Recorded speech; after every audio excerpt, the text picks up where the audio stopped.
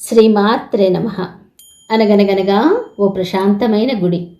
ఓ రోజు దర్శనాలన్నీ పూర్తయి దేవుడి విగ్రహానికి కొంచెం విశ్రాంతి దొరికిన వేళ ఎదురుగా ఉన్న గడప వైపు చూసి, మిత్రమా, ఏదో దీర్ఘంగా ఆలోచిస్తున్నావు అన్నది.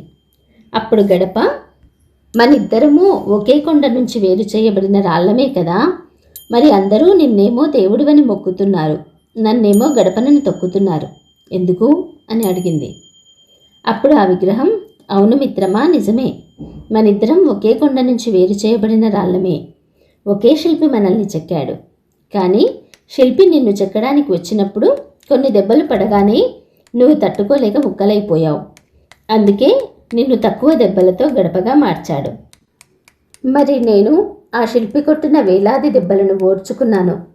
ప్రతి దెబ్బకి నా శరీరం ముక్కలవుతున్నట్టు అనిపించింది. విపరీతమైన వేదనను అనుభవించాను. అది కేవలం దెబ్బల వల్ల వచ్చిన నొప్పే కాదు, నన్ను నా కంఫర్ట్ జోన్ నుంచి బయటకు లాగుతున్న ఫీలింగ్, నా ఉనికిని కోల్పోతున్నానన్న భయం. నీకు నేనేం అన్యాయం చేశాను, ఏం పాపం చేశాను, నన్నెందుకు ఇలా ముక్కలు ముక్కలు చేస్తున్నావు అని చాలాసార్లు అడగాలనిపించింది. కొంతకాలం గడిచాక మెల్లిగా నాలోని అనవసరపు భాగాలన్నీ తొలగిపోతున్నాయని, ఒక అద్భుతమైన ఆకృతిగా మారుతున్నానని, రాయిగా ఉన్న నాలో అందమైన రూపం దాగి ఉందని, అది ఆ శిల్పికి స్పష్టంగా కనిపిస్తుందని అర్థమైంది.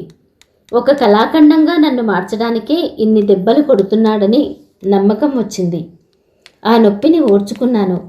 శరీరమంతా చెక్కుతున్నప్పుడు పడ్డ దెబ్బల కంటే నా కళ్ళు, ముక్కు, తల వెంట్రుకలు, మెడలో ఆభరణాలు, అరచేతులు, పాదాలు, వేళ్ళు, గోర్లు, వీటన్నింటిపై పదునైన తీక్షణమైన దెబ్బలు తగిలాయి. చూపులేని రాయిగా ఉన్న నాకు శిల్పి తన ఉలితో కన్నులు చెక్కుతూ కలుకొలుకుల్లో కొట్టిన దెబ్బకి ప్రాణం పోయినంత బాధ అయింది. కానీ ఆ నొప్పి భరించాక చీకటిగా ఉన్న లోకమంతా ఒక్కసారిగా వెలిగినట్టు అనిపించింది. లోకాన్ని చూసే నా దృక్పథాన్ని మార్చింది.